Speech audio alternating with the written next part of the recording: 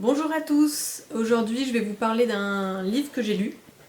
Donc c'est Pilleurs d'État de Philippe Pascot aux éditions Max Milo. Donc Philippe Pascot, je le connais depuis un moment, on a fait des conférences ensemble, voilà. Et donc je me suis enfin mise à lire un de ses livres parce qu'il en a écrit beaucoup. Et ce livre-là, Pilleurs d'État, ça rassemble un peu ses travaux de recherche sur les privilèges des élus et des politiques. Donc lui-même a fait de la politique, donc il a eu accès à des documents, à des sources. Et dans ce livre, donc, il va lister en fait les privilèges des élus, des sénateurs, des députés, au niveau de la retraite, au niveau des revenus, au niveau de tout ce qui va en plus de leurs fonctions, leurs indemnités, des choses comme ça. Et en fait, ce qui est vachement bien avec ce livre, c'est que même si on n'est pas du milieu, on comprend tout. C'est ni fastidieux, ni compliqué, c'est assez clair. Il y a des choses, moi par exemple, que je connaissais pas du tout, comme l'IRFM des députés. C'est très clair, c'est très bien expliqué.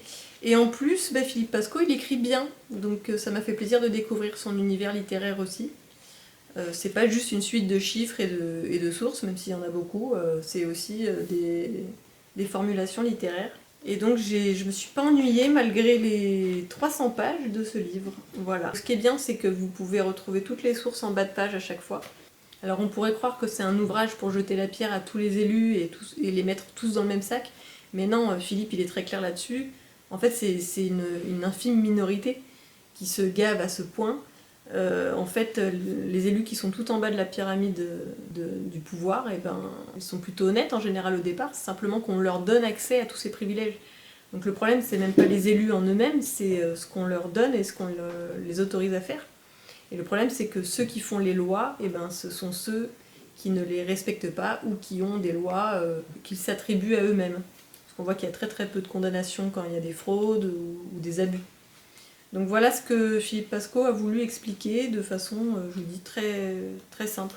J'ai appris beaucoup de choses dans ce livre et je vais vous lire quelques extraits qui vous résument un peu les avantages qui sont décrits.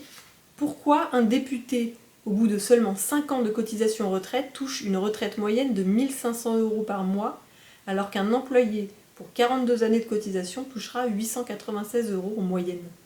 Pourquoi une cotisation retraite d'élu rapporte-t-elle en moyenne 6,50 € pour 1 € cotisé pendant 20 ans, alors qu'un salarié du régime général touche entre 87 centimes et 1,57 € pour 1 € cotisé pendant 42 ans? Pourquoi 2 ans d'allocation chômage pour un salarié lambda du régime général et 3 ans pour les députés? Ceux-ci ont-ils plus de mal à retrouver un travail? Pourquoi la fraude dans la déclaration de patrimoine d'un élu ne vaut-elle pas la prison, mais seulement 30 000 € d'amende, alors que la simple fraude d'un citoyen pour faux et usage de faux d'un document délivré par l'administration est punissable de 5 ans d'emprisonnement et de 75 000 € d'amende? Pourquoi un ancien sénateur ou un ancien député ont-ils droit à la gratuité à vie en première classe SNCF? Pourquoi un élu condamné, définitivement, ne rembourse-t-il pas les frais d'avocat dépensés pour lui par la collectivité? Et enfin, ce qui résume le mieux le livre, c'est pourquoi les élus se considèrent-ils souvent comme nos maîtres alors qu'ils ne devraient être que nos serviteurs? Voilà. Alors ce livre, il a été écrit en 2016, mais il est toujours très très actuel, parce que finalement rien n'a vraiment changé, ça s'est même empiré. Donc voilà un bon bouquin de base pour savoir ce qu'il en est de notre société et de ce système à justice à deux vitesses. Pilleurs d'État, je vous le conseille. À bientôt.